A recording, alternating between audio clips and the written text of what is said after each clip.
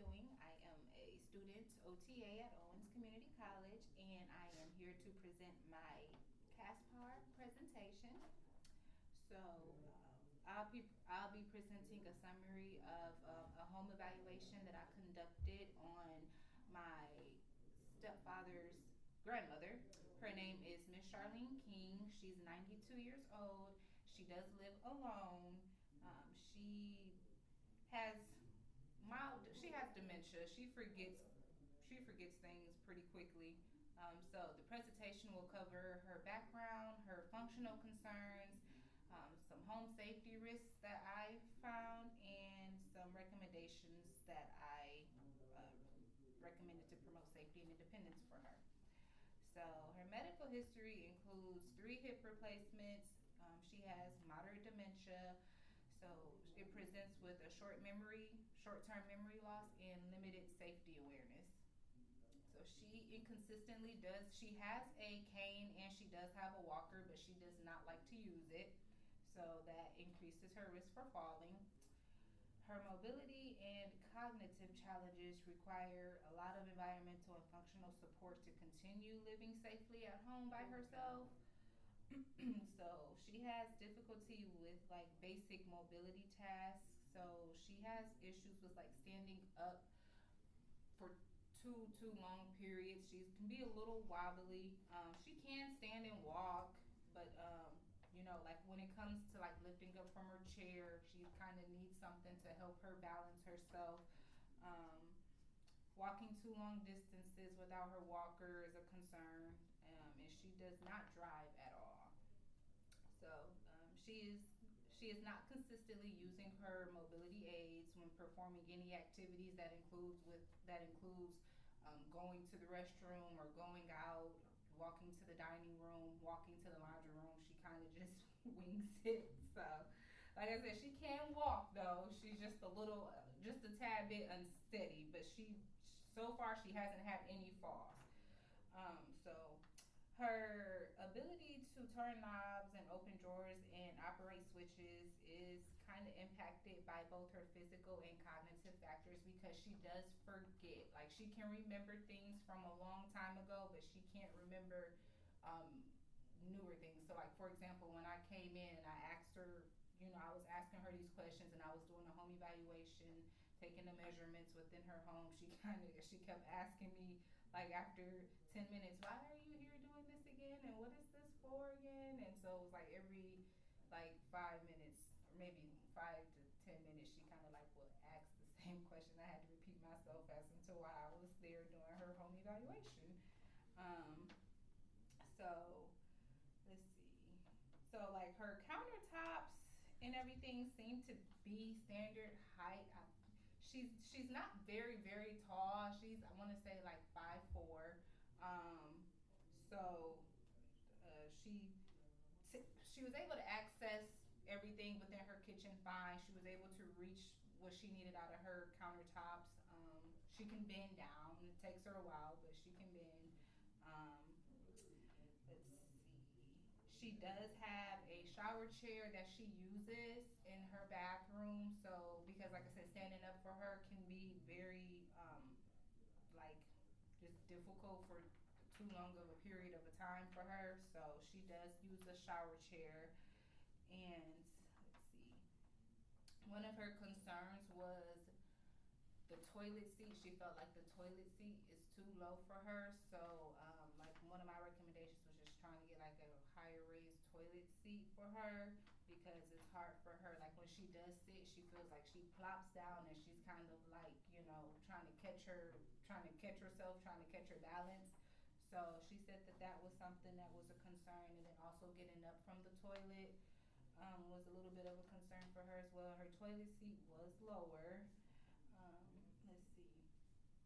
There are no like visual cues or reminders, and so I felt like that would be a good recommendation for her because sometimes she's pretty skinny. So from what like from a little bit of the background that I got from my stepfather is she doesn't tend to eat much. So like she's got insurance and stuff. So she probably I would say like maybe visual cues or reminders to like hey maybe You wake up at 9 o'clock, go to the fridge and get you an apple or something, just like, visual cues.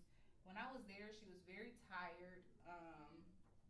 So I would say probably just visual cues and reminders. Okay, get up, try to get in the shower, get dressed. Her thermostat, it was very cold, so she doesn't really mess with the thermostat. She says her granddaughter comes in and does that. So, yeah, I would say probably having a sticky note on the thermostat or something. I don't know, maybe trying to kind of figure out a way that she can fix the thermostat herself.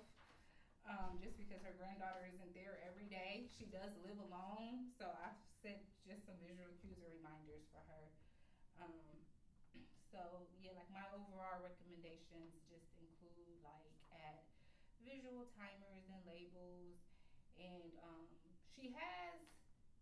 she does have a lot of space. She did have it wasn't very cluttered. It was a few things kind of like around in the walkways areas where I felt like, okay, maybe she could put that in a closet somewhere. So I did say like just trying to have clear pathways for her to maneuver around, and so it's like easier for her to get around with her walker, because that, I do feel like she does need to use her walker because she's not that steady.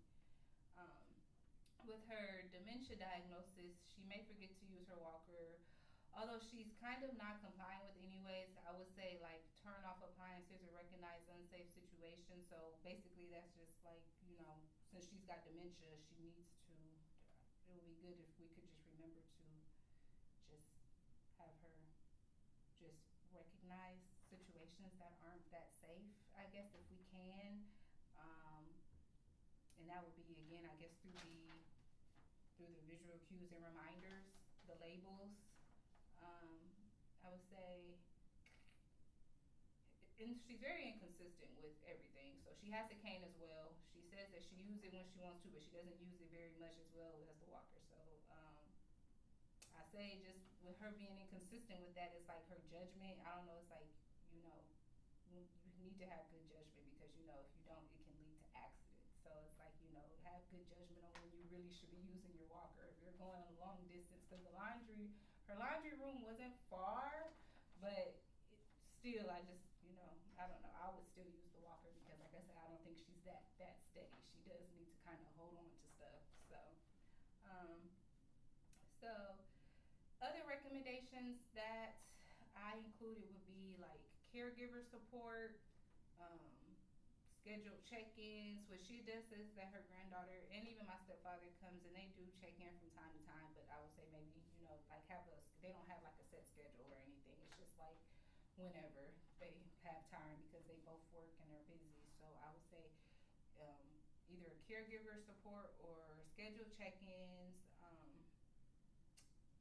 or like smart safety, like a home technology safety system. So it's like automatic shut off timers or reminders, or some type of alert system, to like, let her know like, okay, hey, it's time to get up, it's time to go eat, get dressed.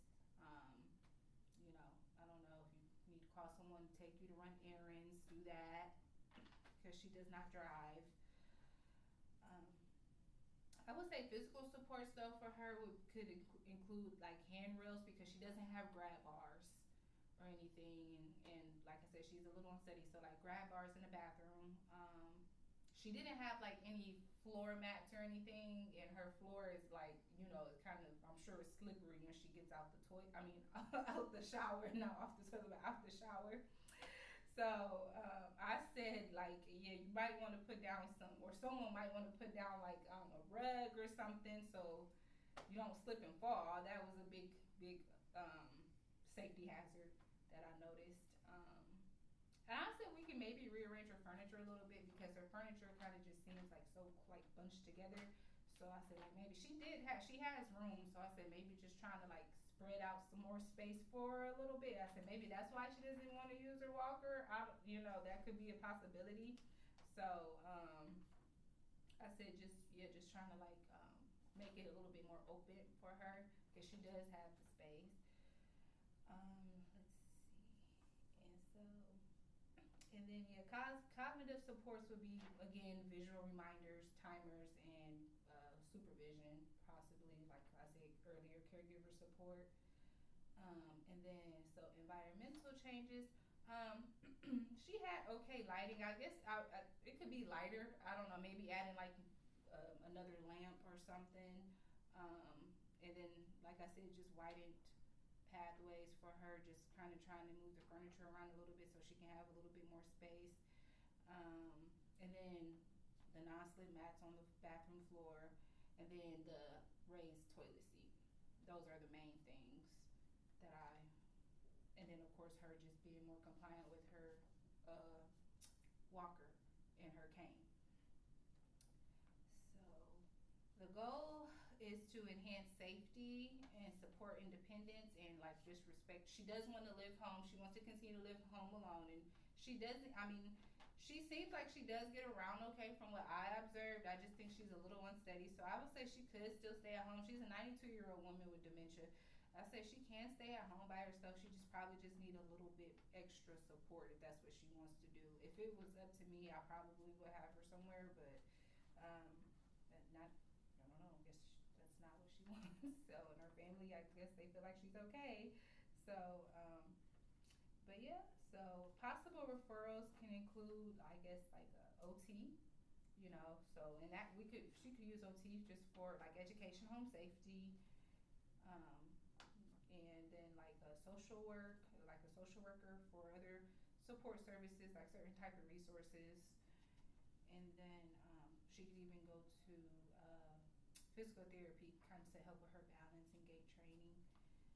And then I think family or caregiver involvement would be is pretty essential to like monitor and support her use of like trying to use her assistive devices, because that's like it's a fall risk if she doesn't use them. So I would say just trying to have her family just kind of push her to use her assistive devices would be good. And then and also I said if she to like have the home modifications done for her, like the grab bars and the raised toilet seats and those kind of things, like maybe we could explore some type of grant or funding for, they might have something out there for like elderly to, help them get those things that they need in their home if they want to continue to live home alone. I think that's kind of like where maybe the social worker might come in. So, and yeah, so that was basically my recommendations and what I was able to conclude and come up and evaluate in Miss Charlene King's home. And I would say, yeah, that's it. That concludes my presentation.